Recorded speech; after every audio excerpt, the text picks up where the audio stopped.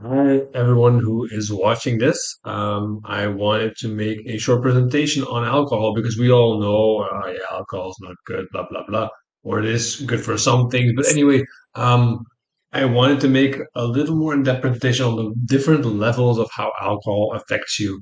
Um, and yeah, things to keep in mind when you do this. Um, I'm not saying that alcohol is something, just like I'm not saying that like soda or sugar or whatever should be completely avoided, but it is something just to keep in mind that it does affect you, and it is not in a positive way. Um, doesn't mean you can never have it again, but the side effects, the effects that it has on your body. We're gonna um, the way that affects you is I summarize it into cardiovascular, immune system, calories, recovery, dehydration, sleep, and coordination, balance, and reaction time. Some of these will probably be very obvious. Some other ones you might not even have thought about. So the first one is the cardiovascular one. You've all heard like, hey, if I have a glass of wine, especially red wine for the antioxidants, it's healthy, blah blah blah. And while that is true to some extent,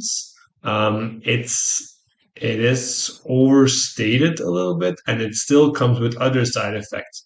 Yes, you might get in more antioxidants, which is good. However, if it's going to mean it makes you at a higher risk for obesity, then you're negating that effect already. And a lot of people use it as a cop out as well to to have a lot of alcohol. So don't overuse this one. It's only a small effect. I don't think personally think it's a justification compared to the rest. Overuse of alcohol can lead to negative side effects such as higher blood pressure, irregular heartbeats, a higher risk of heart disease, and higher risk for stroke. Um, there's also, I didn't want to make a separate point out of that one, but there's also a higher risk associated with alcohol and certain cancers like liver, breast, and there were some other ones. Your esophagus, which is the slugdag, mouth cancer. Not that is a common one, but there are some other ones. And especially if you would combine this with smoking, then you really increase risk for certain cancers. Next one is the immune system. That's something probably a lot of people thought about as well, but it will weaken your immune system over time. So you basically you will be producing less of those immune cells that will protect you from getting sick. Like it will impair your white blood cell protection, which is one of the things which should protect you from bacteria, viruses, all those things. So in that way, you will be, yeah, getting sick more often. It will also not speed, reduce the speed of your recovery for a wound. Like you bump yourself somewhere, that's also not going to help. Um, could also interfere with absorption of certain nutrients like vitamins, minerals, and certain proteins. That is because it will the digestion will go down and then absorption and that way is affected. And yeah, obviously vitamins, minerals, all those things are good for your recovery. And they can therefore interfere with your recovery from workouts or your ability to do them whatsoever. Because if you're sick, as I often get with people, if they are sick, then it's harder to do a workout. Then calories, I'm sure you guys thought about that already, but alcohol does have calories. There is a specific presentation about that already with all the different ones that are in there. I remember that I'm actually going to pause it and get this here. All right, I'm back. This is a presentation that was made a long time ago on calories in alcohol. As you can see here, it's sorted by calories for one regular portion. Um, there you go. You can see the Trappisten, the heavy beers, and the cocktails go for the most. Do keep in mind that the milliliters here are a lot different. And I could have also sorted down here, but I didn't. And you see Trappist, for example, it goes a lot lower, but you don't just drink 100 milliliters of some kind of Trappist. Um, so yeah, things to keep in mind. You can go over this on your own if you want to. I can send you the link. There's also some non-alcoholic ones in here that I just wanted to put in. Uh, but yeah, in general, there's some marks on here. 2 gram of alcohol contains 7 calories because of fermentation. What else can I say? It's often it goes unnoticed, combined with snacks, hormonal effects. But we're going more into that in this presentation, of course. Cocktails, I got a very a big variety of results on how many calories in there. I guess it also depends on who makes it.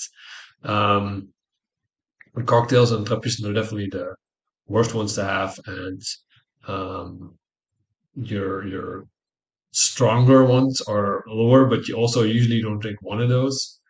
Champagne is actually one of the better ones to have, or cava, and obviously alcohol free is also a good idea. Anyway, we go back to here. So the problem with alcohol is that a lot of those calories go unnoticed because they're liquids.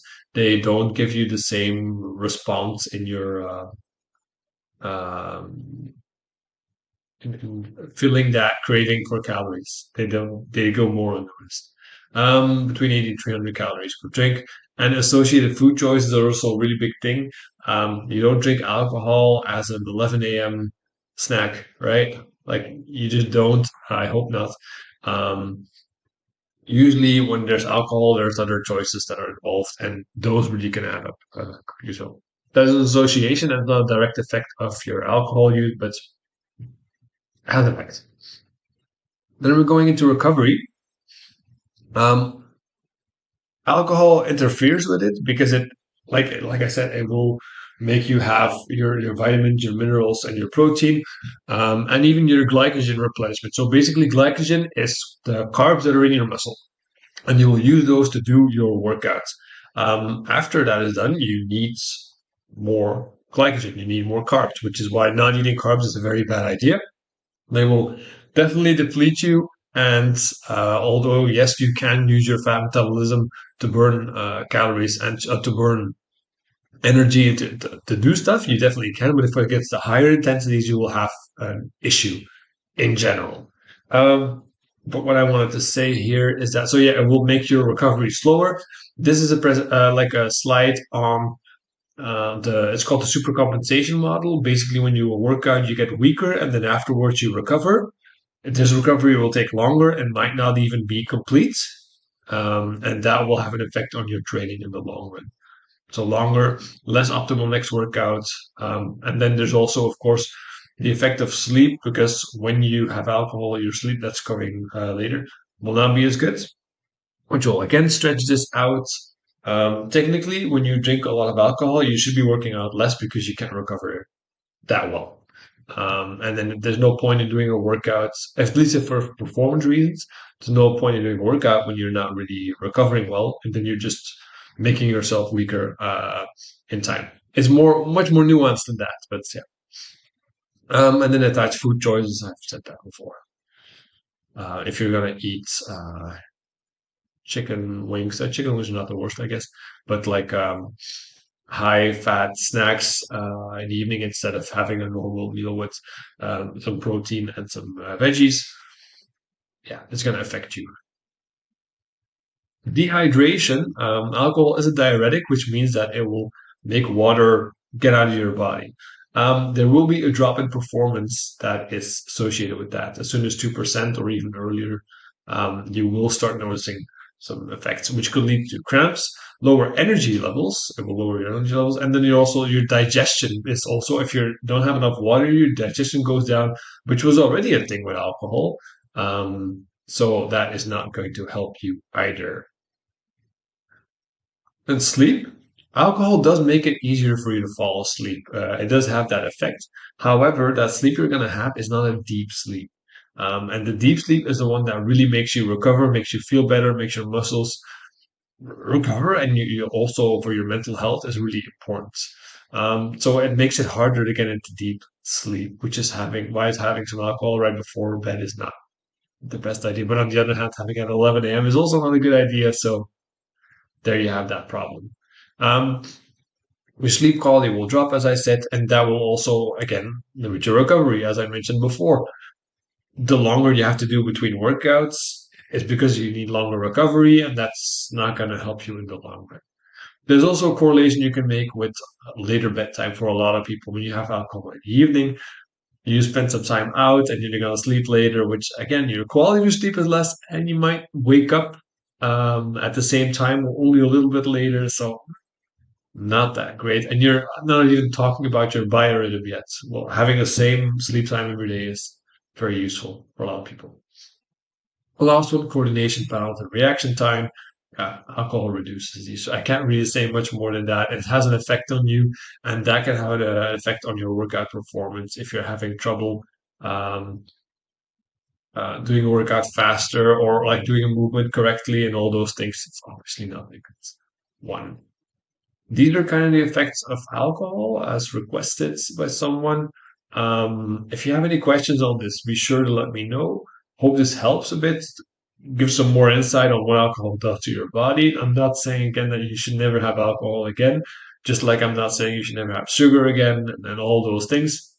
But it does have an effect on you. So, in moderation is definitely key here. Have a great day, and I'll talk to you later. Bye.